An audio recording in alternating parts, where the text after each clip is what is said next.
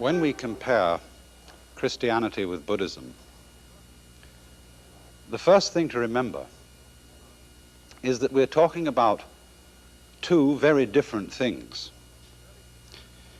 And it's really confusing when you try to treat both of them under the name of religion.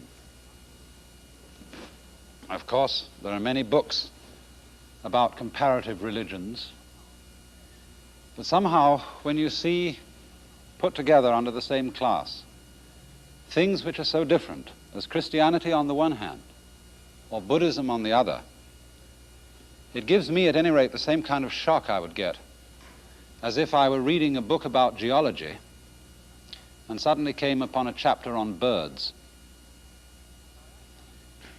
And I think the lack of understanding that the functions, the aims of these two traditions are so different. If we could understand this clearly, it would make for a great deal less recrimination between people who like to say, well, my religion's better than yours. You see, the word religion is a very vague word, and it's used for so many different things. And if we will agree to use the word religion for Christianity and for things like Christianity, such as Judaism or Islam, then we would have to find another word altogether for Buddhism, because otherwise the word religion would mean so many different things as to mean nothing. Now, strictly, the word religion comes from a Latin verb meaning to bind back.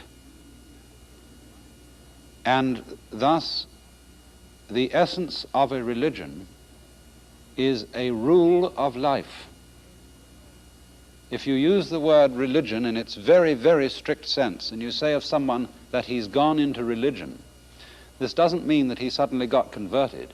It means that he joined a religious order, that is to say, became a monk or a nun.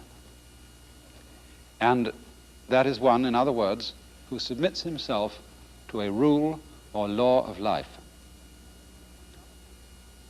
On the other hand, Buddhism is not a submission to a rule. And I have called Buddhism a way of liberation instead of a religion.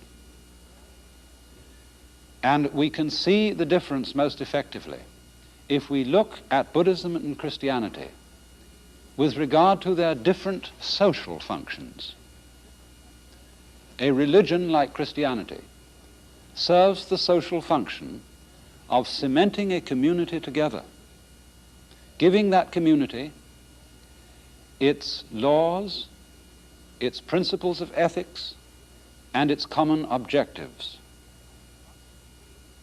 The function of Buddhism, on the other hand, as a way of liberation, is, as it were, to provide a cure for the inevitable ill effects of making the conventions of a community too strong, making the bonds of a community too strong. We all realize nowadays that it's very unhealthy for a society to be too conformist, to rule out all kinds of eccentricity, individuality, and independent thought. At the same time, it would be equally unhealthy to go to the other extreme and have everybody acting, talking, and thinking at cross purposes. And so, in this way, a religion and a way of liberation complement one another. And a way of liberation can prevent a religion from becoming too great a burden. You know, there's a wonderful Chinese proverb which I always enjoy. Do not swat a fly on a friend's head with a hatchet. And thus, when the law is laid down too firmly, and all religions have the temptation to do this, it puts the observance of the law in danger, just as swatting the fly on a friend's head with a hatchet puts his head in danger.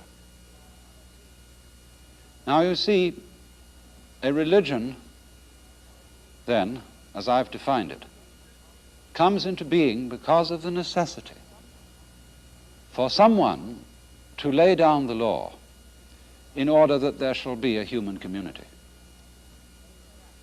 And so if we go back to the social origins of religion, I can think we can understand how this purpose works. And so let's go and look at the board, and I want to try and put this in a diagrammatic form.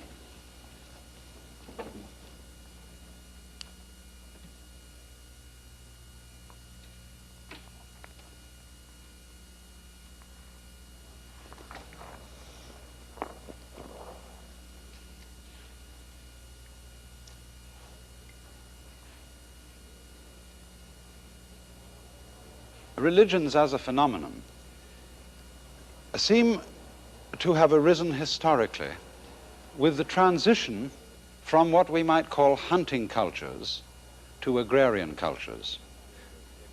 In the type of life which we'd call the hunting or nomadic culture, we don't really have religion in any institutional sense. Instead of the priest, there is the shaman. And a shaman is a man who has a religious experience of his own. He goes out into the forest and he meditates, he encounters the forces of the unknown, the spirits or whatever it may be. And from his own experience, he acquires his magical powers, which give him a certain respect in the community. And also in the hunting culture, every male member of the culture knows all the culture. In other words, he knows all the arts and skills necessary for survival. But a very different situation arises where a settled agrarian culture comes to birth. And rather naturally, such a culture comes to birth at a place where people meet. You might say at crossroads. And where people meet and settle, they tend, of course, to build a village and a protection round it. A stockade, which not only is the physical stockade, protecting them from enemies and wild animals, but also the stockade of the rules of behavior by which that community must abide. In addition to the necessity for a settled community to agree about ways of behavior and laws, it must also agree about language. But furthermore, in the more complex life of an agrarian community, there must be a division of labor and a division of functions, so that the male members of the community no longer are masters of the whole culture. And we find there is a tendency to divide the specializations or functions of people into four main groups. So that if we look at ancient Hindu society, we shall find the groups named as follows: the four castes. The caste called Brahmana,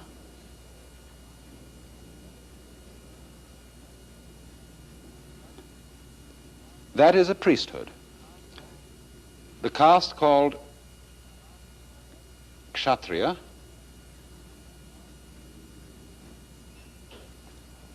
nobility. A caste called Vaishya,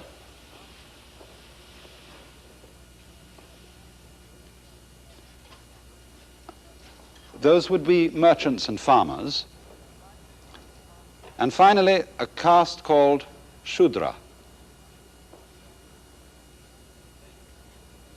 the laborers, the hewers of wood and the drawers of water.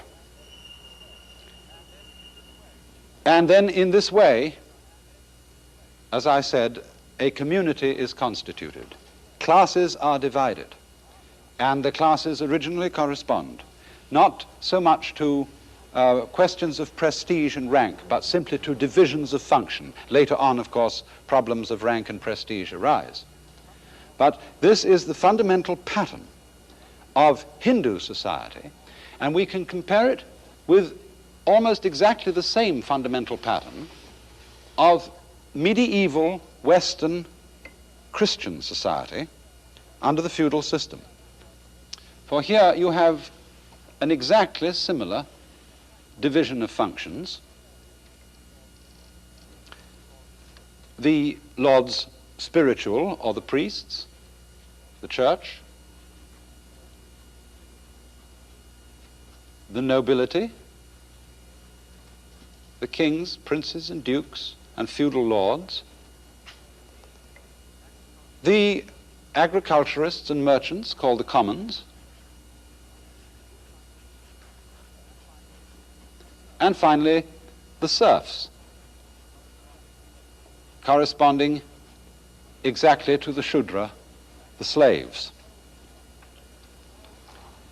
And so you see that in order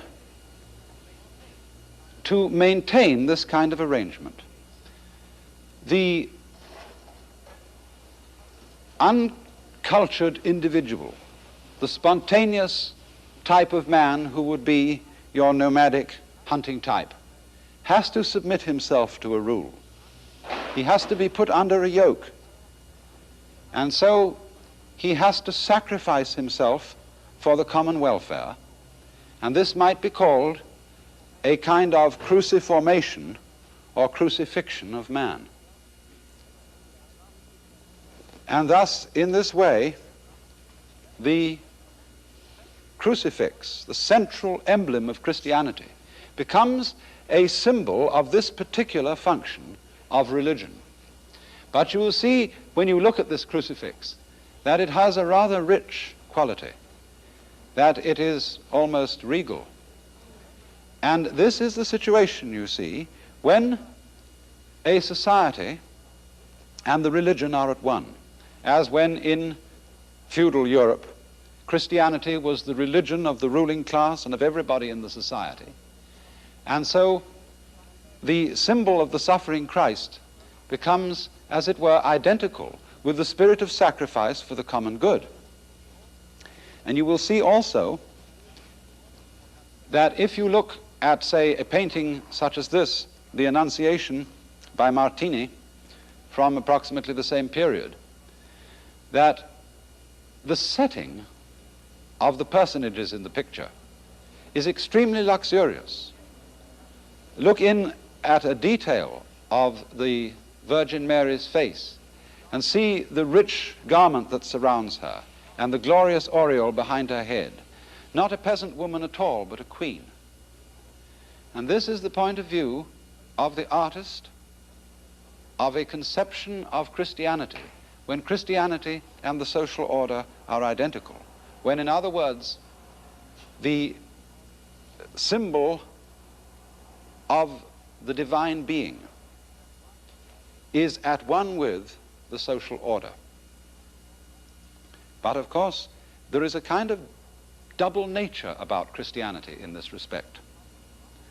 Because on the one hand, we will speak of Christianity in a society where Christianity is firmly established as being the religion which upholds the society.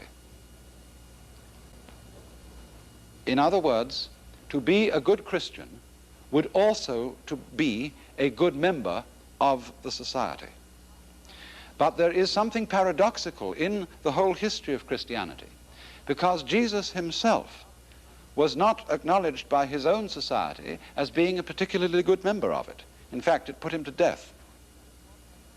And this was because he was in the great tradition of Hebrew prophetism. The prophet was always the man who came, a sort of wandering dervish, as a matter of fact, who came in from the wilderness, who came in from outside society to say to the priests and the nobles and the merchants and the serfs, you have fallen away from the will of God, and you are not doing right. And he would condemn that society, but of course with the object of restoring the order of society to the order of God. And so Jesus is in a way thought of in Christianity in both these roles, or has been thought of, as on the one hand the upholder and Lord of the Christian society, and on the other hand, as the prophet, the one despised and rejected of men, the suffering God coming into human society in order to change it.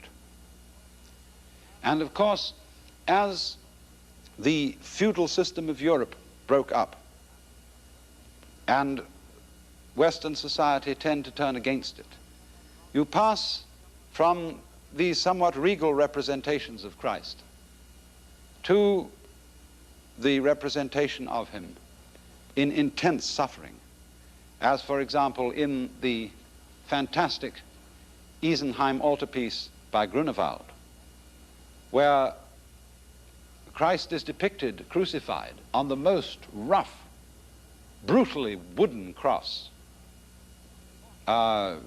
tortured completely, and those around him showing every emotion of agony. This is Christ, the revolutionary prophet, condemned by the world as distinct from Christ, the triumphant ruler,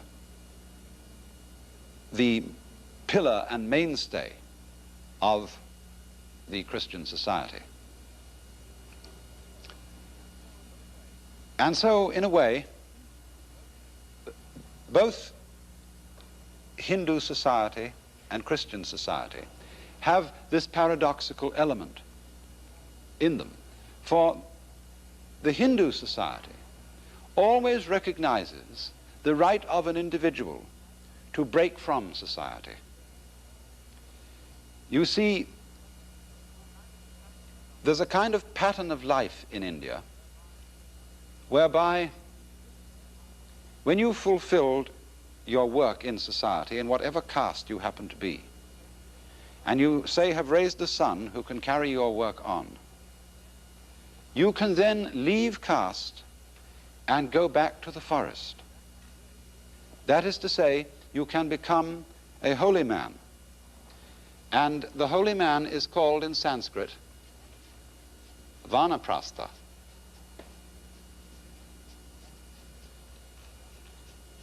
That means a forest dweller.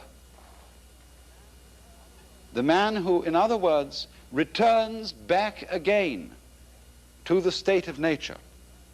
Only he is a very different kind of man from the man who came out of nature into this. He has undergone a discipline. He has been forced to fit into one of these compartments. He has, in a way, been crucified. And so he returns out of this to find out again who he really is. He no longer identifies himself with the Reverend so-and-so the priest, or with the Lord so-and-so the noble, or Mr. so-and-so the merchant, or Bill Smith the laborer. But he seeks again to find his true identity. And so, in a parallel way, but with rather different ideas involved, in the West,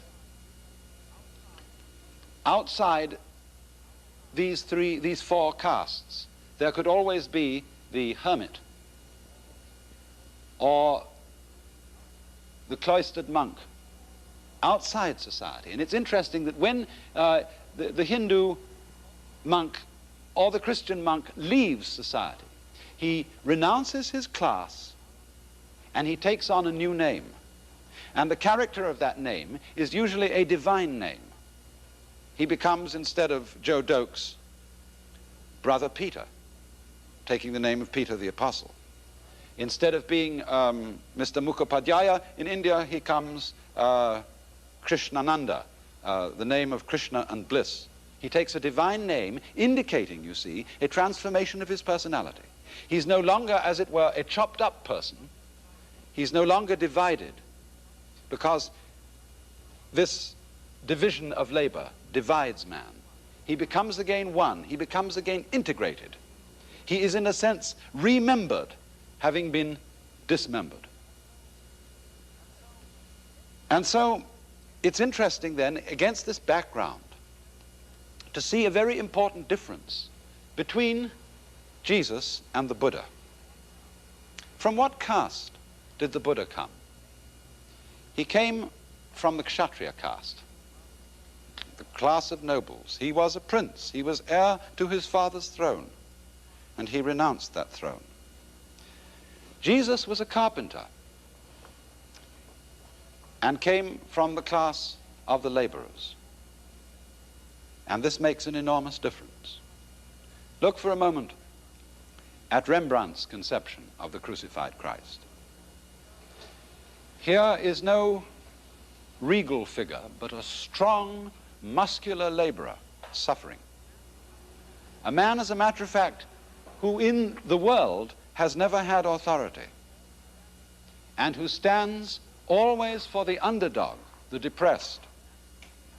And for this reason, the emphasis of Christianity is constantly upon transforming society and improving it and making it better. But look at this very typical face of Buddha, typical of so many Buddha images, because the face is unquestionably regal, aristocratic, calm, but in a way resigned.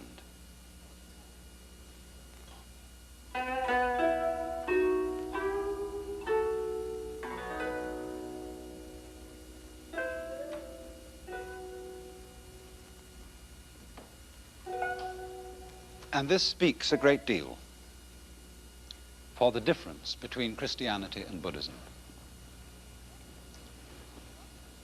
On the one hand,